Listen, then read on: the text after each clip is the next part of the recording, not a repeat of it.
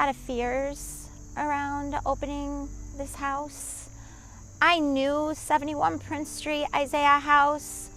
It was so different. It was beautiful, but it was tiny. And then to come to this house, are people gonna feel the warmth? Are they going to feel the love and compassion in the same way they did at the original Isaiah House? And then we opened our doors. We opened our doors to Genevieve. Oh, hello. My mom was a pretty awesome person, very active. She was my friend. Pretty much overnight, she just got like tired and dizzy. She had brain cancer. The treatment stopped. It wasn't working. What did it look like at home? This was another full-time job. What were you feeling like? Just super overwhelmed. Really, from the time we came here, it just got better. At home, you couldn't be daughter. It's so true. Yeah. I remember the last day I really saw my mom here. Yeah. And she wanted her toast toasted more.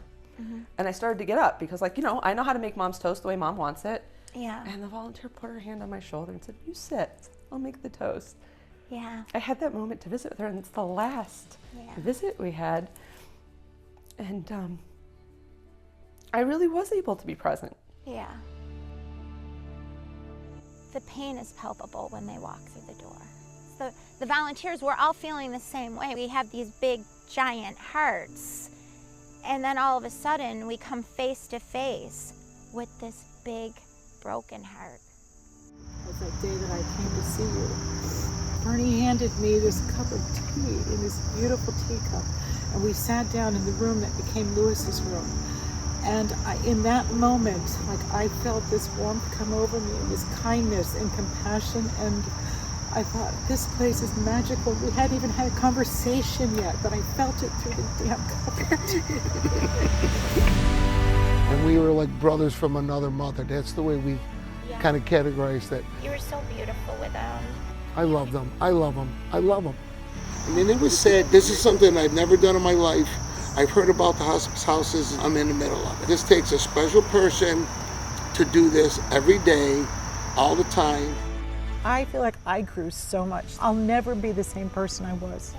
The video that you guys made and the conversations was the way she spoke with them with such dignity and such respect that got them to open up. And people at the end oftentimes are just holding on. And Lewis held on to a lot. And I watched her have this conversation that I'd wanted to have for so long, and it gave me the courage to have it, and I had it the next day. What are you thinking about? Who do you think you'll see? Who will be there to greet you? What are your fears? What are you most excited about? And then I asked him, how will I know that you're with me? I said, what will you be? Will you be like a cardinal? Will that be the sign? Ladybug? And he said, a donkey. I said, a donkey? You're gonna come back as an ass? Do you know how many donkeys I've seen? Have you? But I learned so much. We're there to say, it's not gonna be perfect. We're gonna trip, we're gonna all fall. We're going to sometimes think that we're disappointing that person. Sometimes we're gonna disappoint ourselves, but we're gonna get through this together. We were married for 9 years before Brian passed. Always had a brightness and an energy and a light that's you just feel as soon as you meet him, and I felt that, and I was mesmerized. So he gets diagnosed.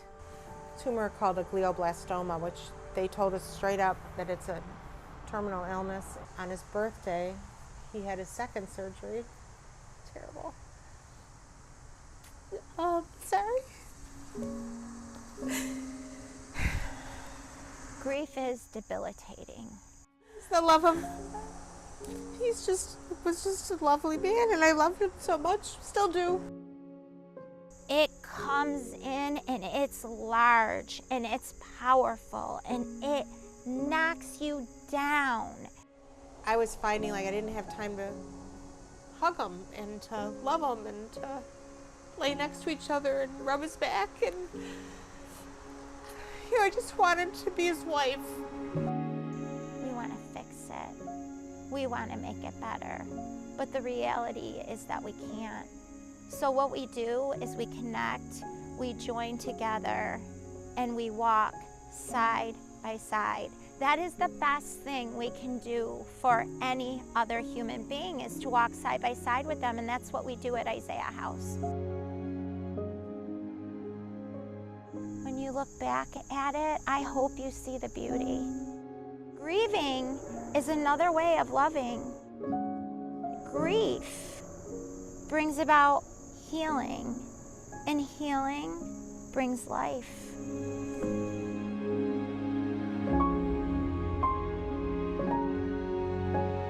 Everyone has contributed. Every single person, every single name has contributed something of positive significance to me since I've been here, and I'm grateful. It's just been very, very special. Thank you.